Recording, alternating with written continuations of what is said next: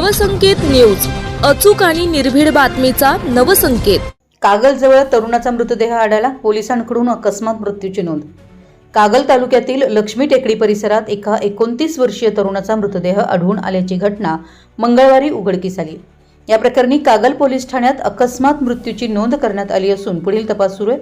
पोलिसांकडून मिळालेल्या माहितीनुसार विशाल हरीश शेळके वय 29 राहणार संभाजीनगर कोल्हापूर असं मृत व्यक्तीचं नाव आहे। 10 जून 2026 रोजी सकाळी 6:45 वाजण्यापूर्वी कागल येथील लक्ष्मी टेकडी परिसरात 5 स्टार MIDC कडे जाणाऱ्या रस्त्यालगत पेट्रोल पंपासमोरील पिष्टेमळा येथील शेतात ही घटना निदर्शनास आली आहे। याबाबत ओंकार रमेश सावेकर राहणार मंगळवारपेठ कोल्हापूर यांनी कागल पोलीस ठाण्यात माहिती दिली।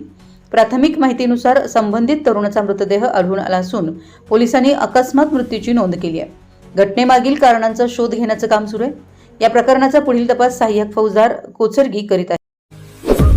आपल्या परिसरातील महत्त्वाच्या बातम्या पाहण्यासाठी आमच्या नवसंकेत न्यूज चॅनलला YouTube वर सबस्क्राइब करा आणि बेल आयकॉन प्रेस करा।